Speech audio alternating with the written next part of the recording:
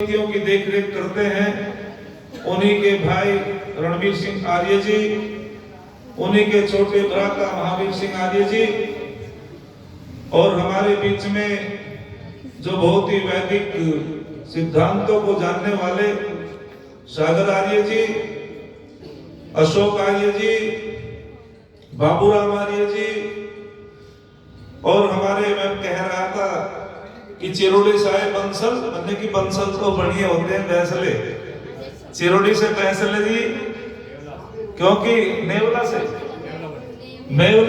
क्योंकि मेरा भी गहरा संबंध है बैसलों से, तो इसीलिए सब छात्र छात्राएं वंदने मातृशक्ति, मैं सभी का इस यजुर्वेदी की ओर से स्वागत करता हूं, सभी को वंदन करता हूं।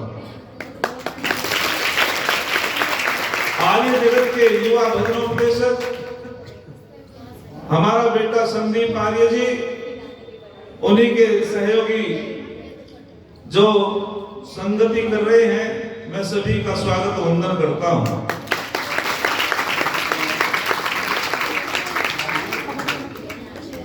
आपके बीच में मैं एक संवाद रखता हूं और बहुत ही शिक्षाप्रद संवाद है। आपने एक नाम सुना होगा नारद मुनि का, और पौराणिक जगत में जो टीवियों में दिखाते हैं तो नारद को क्या कहते हैं कि जो इधर की उधर लगाता है, झगड़ा कराता है, और कोई कोई तो कहता है जो ज्यादा खाता है उसे भी बोलो नारद कहते हैं। लेकिन उस ऋषि की मजाक उड़ाई गई, अर्थ का अनर्थ किया गया बहन जी। नारद शब्द का अर्थ जो एक व्याकरण के माध्यम से निकलता है, तो नारद कहते हैं जो वेदों की नादों को गुंजा देता हो, जो वेदज्ञ हो, विद्वान हो। और इस संसार के अंदर ऋषि बहुत हुए, महर्षि बहुत हुए, राज ऋषि बहुत हुए, लेकिन देव ऋषि की उपाधि यदि संसार के अंदर मिली तो देव ऋषि की उपाधि सबसे पहले नारद को मिली, और फिर दूसरी उपाधि बृहस्पति को मिली, ये देव ऋषि थे। और ऐसे ऋषियों का मजाक उड़ाना, एक प्रक्षेप लगाना बहुत बड़ा एक पाप का काम है। तो हम चिंतन करते हैं, कहते हैं कि एक बार देव ऋषि नारद भ्रमण करते हुए महाराजा युधिष्ठिर के पास पहुंच जाते हैं। महाराजा युधिष्ठिर ने उठ करके उनका स्वागत किया, आतिथ्य किया, और कहने लगे ऋषिवर आज तो हमारा सौभाग्य है कि आपने हमारी धरा को पवित्र कर दिया, क्योंकि जहां ऋषियों के पैर पड़ जाते हैं वो धरा पवित्र हो जाती है। उसने और महाराजा युधिष्ठिर हाथ जोड़ करके कहने लगे कि बताओ ऋषिवर मैं आपकी क्या सेवा करूं। तो ऋषिवर ने कहा कि मैं तो घूमते हुए भ्रमण करते हुए आ गया, और मैंने सोचा कि राजा के हालचाल पूछूं। आज तो हम अपने व्यवहार को भी भूल गए, हमें यह पता नहीं कि हमें किस व्यक्ति से कैसे व्यवहार करना चाहिए। आज एक शब्द रट रखा है हमने, कोई भी व्यक्ति आ जाए, चाहे वेदों का विद्वान आ जाए, सुनाओ तुम्हारा क्या हाल चाल है। कोई किसान आ जाए, बस एक ही शब्द है, बताओ आपका क्या हाल चाल है। या कोई राजा या कोई राजनीतिक व्यक्ति, राजनेता आ जाए, उससे भी पूछते हैं बताओ तुम्हारा क्या हाल चाल है। कोई पढ़ने वाली छात्र या ब्रह्मचारी आ जाए, उससे भी बस एक ही बात पूछते हैं, बताओ तुम्हारा क्या हाल चाल है। लेकिन देव ऋषि नारद ने ऐसा नहीं पूछा कि राजन बताओ तुम्हारा क्या हाल चाल है। उसने जिस प्रकार का जो पात्र होता है उसी से उसी व्यवहार की बात रखी। यदि कोई हमारे बीच में वेद का विद्वान सन्यासी आचार्य आ जाता है, तो उससे पूछो कि बताओ आपका वेद का प्रचार ठीक चल रहा है आचार्य जी, हम आपकी क्या सेवा कर सके, आपके वेद प्रचार में कोई बाधा तो नहीं, क्यों सागर जी। ऐसा व्यवहार पूछ करना चाहिए। यदि कोई ब्रह्मचारी पढ़ने वाला आ जाए, उससे पूछा जाए कि तुम्हारी विद्या में कोई बाधा तो नहीं, तुम्हारी दिनचर्या ठीक चल रही है, अध्ययन आपका ठीक चल रहा है या नहीं। और यदि कोई किसान आ जाए तो उससे पूछना चाहिए कि तुम्हारी खेती बाड़ी भी ठीक चल रही है नहीं। और यदि कोई हमारे बीच में सन्यासी ब्रह्म आ जाए तो उनसे भी पूछना चाहिए कि स्वामी जी हम बताओ आपकी क्या सेवा करें। तो महर्षि नारद ने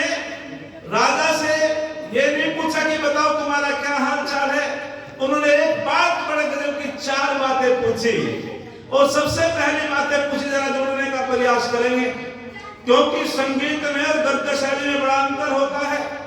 संगीत अपनी तरफ आकर्षित कर लेता है, जैसे हमने गुड़ खाया स्व मीठा हो जाता है, लेकिन जो व्याख्यान होता है उससे जुड़ना पड़ता है। याद रखना, व्याख्यान से जुड़ना पड़ता है और संगीत से व्यक्ति स्वयं जुड़ जाता है। मैं संगीतकार नहीं, मैं तो एक गद्य शैली का व्याख्यान करता प्रवक्ता हूं, उससे तो जुड़ना पड़ेगा। यदि नहीं जुड़ोगे तो आपको कुछ मिलने वाला भी नहीं है, आपस में वार्तालाप नहीं करेंगे। तो मैं आपके बीच में बता रहा था, देव ऋषि नारद ने उनसे 4 प्रश्न कर दिए और क्या गजब के प्रश्न किए उन्होंने कि मैं पूछना चाहता हूं, महाराज युधिष्ठिर, कश्चित् ते वेदा सफलः, कश्चित् धनम सफलम, कश्चित् दारा सफला, कश्चित् श्रुतम सफलम। 4 प्रश्न कर दिए कि मैं पूछना चाहता हूं कि क्या तेरा वेद पढ़ना सफल है, मैं पूछना चाहता हूं तेरा धन सफल है, मैं पूछना चाहता हूं तेरी पत्नी सफल है, मैं पूछना चाहता हूं कि क्या तेरा सोना भी सफल है। महाराज युधिष्ठिर मौन हो गए, हाथ जोड़ करके खड़े हो गए और खड़े होकर के कहा कि ऋषिवर, मैं तो नहीं जानता, आप ही बताओ। तो तब महाराज युधिष्ठिर ने कहा, कथम वै वेदा सफला, कथम वै धनम सफलम, कथम वै दारा सफला, कथम वै श्रुतम सफलम। कि हे ऋषिवर, आप ही बताओ कि मेरा वेद पढ़ना सफल कैसे होगा। तो जब देव ऋषि नारद कहते हैं कि याद रखना दुनिया के लोगों, उसी का वेद पढ़ना सफल होता है, तो वे कहते हैं अग्निहोत्र वेदा सफलः, अर्थात जो अग्निहोत्र से जुड़ जाता है, जिसके जीवन में यज्ञ होता है, उसी का वेद पढ़ना सफल होता है। जो यज्ञों को नहीं मानता है, उसका वेद पढ़ना कभी सफल नहीं होगा। याद रखना, उसका वेद पढ़ना सफल नहीं हो सकता। वे कहते हैं अग्निहोत्र वेदा सफलः, स्वर्ग का यज्ञ, अर्थात जिसके जीवन में यज्ञ होता है, जब हम आहुति प्रदान करते हैं, अग्नि देवानां मुखम, समस्त देवताओं का, जड़ देवताओं का मुख अग्नि होता है, और जो अग्नि में आहुति प्रदान करता है, ये अग्नि देवता हजारों बढ़ा करके सारे वातावरण को सुवासित कर देती है। उससे वातावरण शुद्ध हो जाता है, पवित्र हो जाता है, और हमारा अंतःकरण भी पवित्र होता है। तो उन्होंने कहा कि जो अग्निहोत्र से जुड़ जाता है, उसका वेद पढ़ना सफल है। एक बार महाराजा जनक की सभा में यज्ञ को समझो, यज्ञ क्या है। ऋषियों की परिभाषा को जब हम पढ़ते हैं, पता चलता है यज्ञ बहुत बड़ी वैज्ञानिक प्रक्रिया है। एक बार महाराजा जनक की सभा में बड़े बड़े विद्वान थे। अश्वन ने महर्षि याज्ञवल्क्य से पूछा कि मैं पूछना चाहता हूं कि यज्ञों में कितने प्रकार के मंत्र बोले जाते हैं। उन्होंने कहा 3 प्रकार के मंत्र बोले जाते हैं। संसार के अंदर जितने भी शुभ कर्म है, उनका नाम यज्ञ होता है। याद रखना, संसार के अंदर जितने भी शुभ कर्म होते हैं, उनको यज्ञ कहा जाता है। तो उन्होंने कहा 3 प्रकार के मंत्र बोले जाते हैं। तो ऋषिवर समझाते हैं, पुरोनुवाक्य, याज्ञा, सस्या। उन्होंने कहा जरा खोल के बताओ पुरोनुवाक्य मंत्र कौन से होते हैं। तो वे कहते हैं, जब तक अग्निहोत्र अग्नि प्रज्वलित नहीं होती, उससे पहले जो मंत्र पाठ किया जाता है, ईश्वर स्तुति का, शांति प्रकरण स्वस्ति वाचन का, उन्हें पुरोनुवाक्य कहते हैं। तो वहां अश्वल ने एक शंका उत्पन्न कर दी कि जिन मंत्रों से आहुति नहीं दी जाती, तो फिर उन मंत्रों को बोलने से क्या लाभ है। क्या गजब का उत्तर देते हैं महर्षि याज्ञवल्क्य।